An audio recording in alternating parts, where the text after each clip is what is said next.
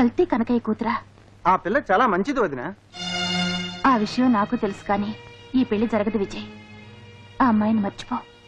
నువ్వు చెబితే అన్నయ్య ఒప్పుకుంటారు వదినా, నాకు ఆ నమ్మకం ఉంది. ఆ నమ్మకం నాకు లేదు. ఈ సంబంధం గురించి చెప్తే నన్ను తిట్టి ఇంట్లోంచి తరిమేస్తారు. ఆ తర్వాత నీ దుమ్ము దులుపుతారు. వెళ్ళు, నీ మీద ఆశలు పెంచుకోవద్దని ఆ అమ్మాయికి చెప్పు. ఇంతేనా, ఇంకేమైనా ఉందా? నీకేమైనా పిచ్చెక్కిందా ఏంటి? విచారపడాల్సిన విషయం చెప్తే విరగబడినవుతావే. మరేం చేయమంటావు? ఈ జన్మలో మన పెళ్లి జరగదు. నేను నీకు చెప్పానా మన ప్రేమ విషయం మీ అన్నయ్యకి తెలిస్తే నీ కాళ్ళు విరగొడతాడని? ఇక మా నాన్న తెలిసిందంటే టైం బాంబులా పేలిపోతాడు. అందరికి తెలిసిందనుకో చెవులు కొరుక్కుంటారు. ఇక ఊరంతా సుడిగాలు వచ్చినట్టు ఊగిపోతుంది. పంచాయతీలో గోలవుతుంది. ఆ తర్వాత మన పెళ్లి అవుతుంది. అప్పుడైనా మన పెళ్లి అవుతుందంటావా? నాకు నమ్మకం లేదు. ఓహో, అబ్బా, మరి ఇంత పిరికితనం అయితే ఎలా? పిరికితనం కాదు కానీ మా అన్నయ్య ముందు నేను నోరు విప్పలేను. నోరిప్పి మాట్లాడడానికి కాస్త ధైర్యంనా? ఏమిటది? ధైర్యం టానిక్.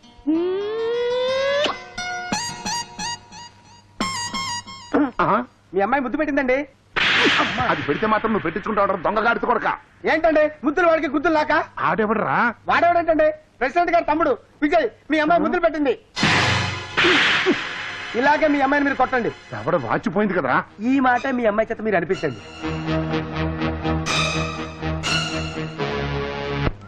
అబ్బా, ఇక టానిక్ చాలు. 300 బాటిల్స్ తాగించాం. చాలదు, ఇంకా 200 తాగించాలి. చూసారా చూసారా, ఆ నా పరుగుని చెప్పు కింద దర్యాలు నలిపేస్తున్నాడయ్యా.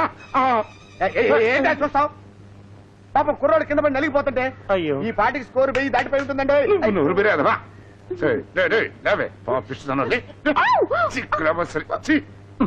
ఇదిగో కనకయ్య, నేను చెప్పేది విను, అరవకు. అరవకేం చేయమంటావయ్యా? అన్న కూతుని ఎనప్పటి కావిలించుకుని నలిపేస్తుంటే నువ్వు వస్తే సినిమా చూసి చూడమంటా? రే నిన్ను ఊరికే అరవకుండా నేను చెప్పేది వినవయ్యా. అరవకేం చేయమంటావయ్యా? అరవద్దని చెప్పడానికి నువ్వెవరిది? నా రక్తం రైల్లో బొగ్గులాగా మండిపోతుంది. అసలైనా ఆడు ముద్దు పెట్టుకుందే నీ కూతురును, నీ పిల్లలు కదయ్యా, నా కూతురుని. అసలు ఈ ముద్దు వస్తుందని పారిపోతాండి. ఆగో నువ్వు గట్టిగా పట్టుకో. నీకేమైనా పిచ్చెక్కిందా కనకయ్య? నిజంగానే పిచ్చెక్కింది. చూడు కనకయ్య, నీ కుటుంబానికి జరిగిన అవమానం మేమంతా చూసాం. పంచాయతీలు పెడదాం. ఏంటయ్యా నువ్వు పెట్టేది ఇడ్లీ? ఇలా అన్న పంచాయతీ బోర్డు ప్రెసిడెంట్ తమ్ముడిని సమర్థించుకుంటాడు కానీ తమ్ముడు చేసిన తప్పును ఒప్పుకుంటాడా? నాకు న్యాయం చేస్తాడా? నీకు శేఖరం గురించి తెలియదు కనకయ్య. శేఖరం పంచాయతీలో కూర్చుంటే స్వపర భేదాలే ఉండవు. పంచాయతీకి రా. సరే, మా మనుషులు కూడా తెచ్చుకుంటా. అదండి. కానీ అయ్య గారు కుర్రోడు కత్తిలో ఉన్నాడండి. నువ్వు చెప్పలేదురే అయ్యా. మన పంచాయతీ కోఆపరేటివ్ స్టోర్స్ మంచి ఫలితాన్ని ఇవ్వటం వల్ల మన జిల్లాలో ఉన్న మిగతా పంచాయతీ వాళ్ళు కూడా కోఆపరేటివ్ స్టోర్స్ ఓపెన్ చేయాలని ప్రయత్నాలు చేస్తున్నారు. ఇది మన పంచాయతీకి గర్వకారణం. అవునవును, ఒక మంచి జీవితాన్ని పూర్తిగా సమాధి చేసిన ఘనత కూడా మన పంచాయతీకే దక్కింది. కనకయ్య, ఎందుకలా అరుస్తావు? ఊరు మధ్య పంచాయతీ దుకాణం పెట్టి కనకయ్య కడుపు కొట్టారు, ఊరి చివరైన పరువే పత్తలు కొట్టారు. రామ్మూర్తి, అసలేం జరిగిందో చెప్పకుండా నోటికొచ్చినట్టు మాట్లాడటం పెద్ద మనుషుల లక్షణం కాదు. ఏం జరిగిందో చెప్తే నీ నోరే పడిపోతుంది. ఏం జరిగింది? కనకయ్య గారి అమ్మాయి మన ఊరి అబ్బాయి మన ఊరి చివరి తోటలో ఊరి చివరి తోటలో ప్రేమ కలాపాలు సాగిస్తూ సాగిస్తూ సాగిస్తూ అంటూ సాగదీస్తావేటయ్యా? చెప్పు. అవ్వా అవ్వా, దాన్ని ప్రేమ కలాపాలు సాగించడం అంటారటండి. మూల కూర్చున్న పిచ్చి పిల్లకి మాయ మాటలు చెప్పి రోడ్డుకు లాగారు. మాట్లాడరేంటండి? చూసేవాళ్ళు చెప్పొచ్చు కదా. కన్న తండ్రి నేనే సిగ్గు విడిచి చెప్పు చావాలా? ఎవరా అబ్బాయి? ఆడపిల్లతో కట్టు తప్పి ప్రవర్తించిన కుర్రాడెవరు? ఆ కుర్రాడి పేరు చెప్తే మాకు న్యాయం జరుగుతుందనే నమ్మకం లేదు. 10 మందికి న్యాయం పంచివ్వటానికే ఈ పంచాయతీ ఉంది. ఆ కుర్రాడెవరైనా పర్వాలేదు, పేరు చెప్పండి. అతనెవరో కాదు, నీ తమ్ముడు విజయ్. విజయ? మీ తమ్ముడిని అచ్చోసిన ఆంబోతులా ఊరి మీద వదిలిపెడితే ఈ ఊళ్ళో ఉన్న ఆడపిల్లల గతేమిటి చెప్పు. ఏమవుతుందండి, ఆలబాబు కూడా నాలాగే నెత్తిని చెంగేసి కూర్చుంటాడు. కాస్త తేడా పాడా వచ్చిందనుకోండి, పురుళ్ళు పోసి ఆసుపత్రి చుట్టూ తిరుగుతూ ఉంటాడు. అయ్యా శేఖరం బాబు, ఎంతెందుకు మీ పంచాయతీ సొమ్ములో 10 రూపాయలు ఖర్చు పెట్టి అంత విషం మా కుటుంబానికి ఇప్పించండి, తేడా వదిలిపోతుంది. బాబాయ్ ఇలారా, ఈ కుర్చీలో కూర్చో. బాబు నేనా? అవును బాబాయ్, ఇది మా కుటుంబం మీద వచ్చిన అభియోగం. నేను విచారణ చేయకూడదు, నువ్వే విచారణ చేయాలి. పంచాయతీ ప్రెసిడెంట్కైనా పాలికాపుకైనా ఒకటే న్యాయం జరుగుతుంది ఈ చావిట్లో. ఈ కుర్చీలో కూర్చునే మనుషులు మారొచ్చు కానీ న్యాయం మారకూడదు. రా బాబాయ్ కూర్చో. ఆ బాబాయ్ నువ్వు కూర్చోబెట్టే మట్టి బొమ్మ. నువ్వు ఆడమన్నట్టు ఆడతాడు. ఏ గూటి చిలక ఆ గూటి పలికే పలుకుతుందండి. మీరు నోటికొచ్చినట్టు మాట్లాడకండి. తన తమ్ముడి మీద ఫిర్యాదు రాగానే ఆ బాబు కుర్చీలోంచి లేచి ఆ కుర్చీ మరొకరికి ఇచ్చారు. అర్థం చేసుకోండి. ఏమిటే అర్థం చేసుకునేది? ఆ సీట్ నీకు ఇచ్చాడా నాకు ఇచ్చాడా? తన చేతి కింద మనిషికి ఇచ్చి ధర్మం చెప్పమంటున్నాడు. అది అతను తెలివితేటలు. పోనీ నువ్వే ఈ ధర్మాసనంలో కూర్చుని విచారణ చేయి రామ్మూర్తి. మీ పంచాయతీ నిర్ణయానికి నేను నా తమ్ముడు కట్టుబడి ఉంటాం.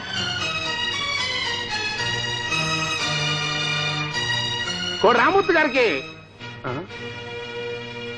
జై. ఈ ఊరి నియమాలని కట్టుబాట్లని కాలరాచిన నువ్వు పంచాయతీ ముందు దోషిగా నిలబడాల్సిందే. అన్నయ్య, మీ ముందు తప్ప దేవుడి ముందు కూడా తల వంచను. అయినా తల వంచుకోవాల్సిన పని నేనేం చేయలేదు. ఆగండి, అతన్ని ఎక్కడికి తీసుకెళ్తున్నారు? లక్ష్మి, ఈ విషయంలో నువ్వు జోక్యం చేసుకోవద్దు. పంచాయతీలో 10 మందికి తీర్పు చెప్పాల్సిన నన్ను తల వంచుకునేలా చేశాడు నీ మరిది. అంత కాని పని అతను ఏం చేశాడో? ఏం చేశాడో ఊరంతా చూశారు. ఒక ఆడపిల్ల జీవితాన్ని అల్లరిపాలు చేసిన విజయ్ పంచాయతీ విధించే శిక్షను అనుభవించి తీరాల్సిందే. లలిత నేను ప్రేమించానే కానీ ఆమె జీవితాన్ని అల్లరిపాలు చేయలేదు. మీ ఆశీర్వచనం ఉంటే చాలు. ఈ పంచాయతీయే కాదు, ఊరంతా కాదన్నా సరే లలిత నేను పెళ్లి చేసుకుంటాను. ఈ పెళ్లి జరగటం అసంభవం. ఎందుకండి అంత కోపం? లక్ష్మి, కల్తీ కనకయ్య ఎలాంటి వాడో ఊరందరికీ తెలుసు. తన లాభాల కోసం పసిపిల్లల ప్రాణాలు తీయటానికి కూడా వెనకాడిన దుర్మార్గుడు. అలాంటి వాడింటికి విజయ్ అల్లుడు కావడానికి ఎట్టి పరిస్థితుల్లోనూ వీల్లేదు. కనకయ్య ఎలాంటి వాడైనా పిల్ల మంచిదండి. గంజాయి వనంలో తులసి మొక్కలాంటిది. అలా కాకపోతే వెనక ముందు ఆలోచించకుండా విజయ్ మనసివ్వడం. అలా కాక వాడు తీసుకునేది తొందరపాటు నిర్ణయం అయితే వాడి జీవితం సర్వనాశనం అవుతుంది. లక్ష్మి, మీరు కోపం తెచ్చుకోనంటే ఒక్క మాట.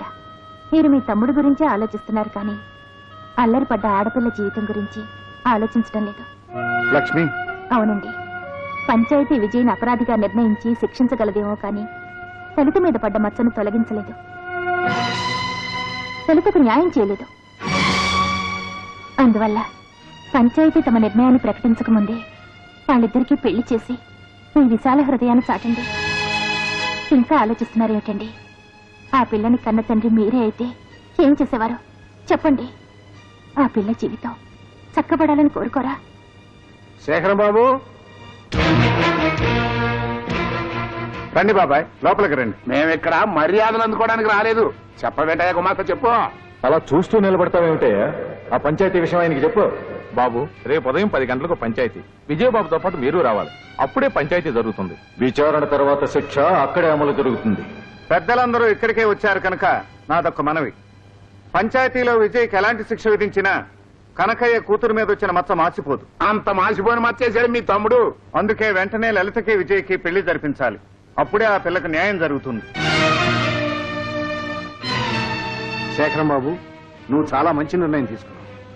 నీలాంటి వాళ్ళు ఈ భూమి మీద ఉన్నంత వరకు న్యాయం ధర్మం తలెత్తుకు తిరుగుతాయి. వాడు దిగొచ్చాడు, నువ్వు వేసుకో.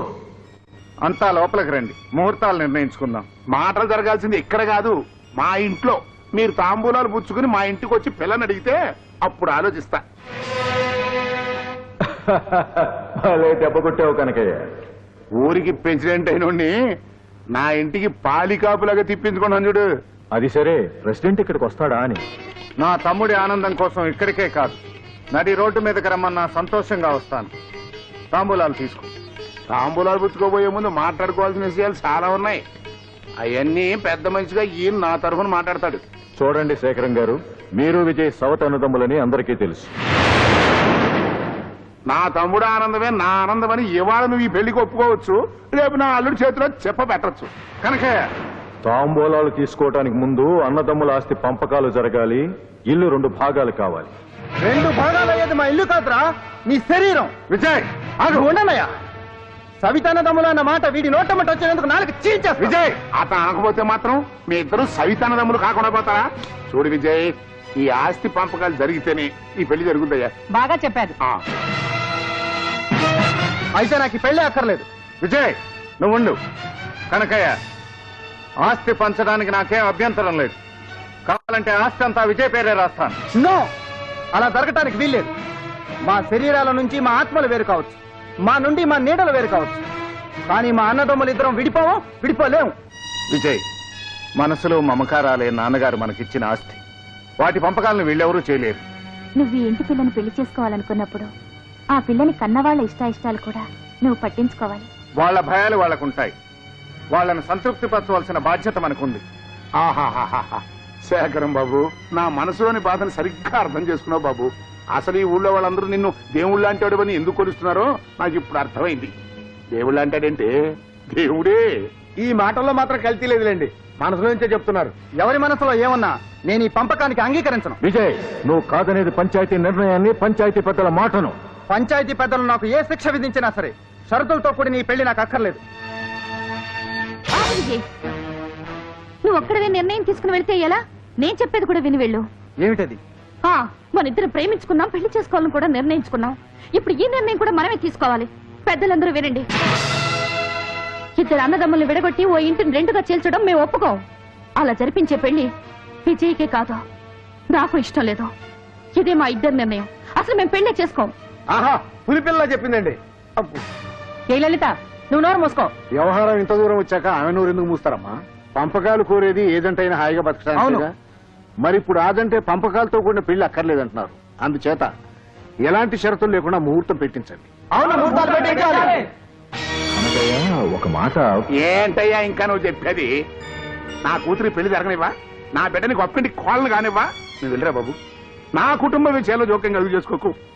కానీ కట్నం అడగకుండా శేఖరం బాబు ఈ పెళ్లికి ఒప్పుకుంటుంటే ఇంకా ఈ అడ్డు పొలలు ఏంటయ్యా? శేఖరం బాబు, ఆ తాముడం పల్లి ఇచ్చి నేను తీసుకుంటాలే. పట్టుకోరు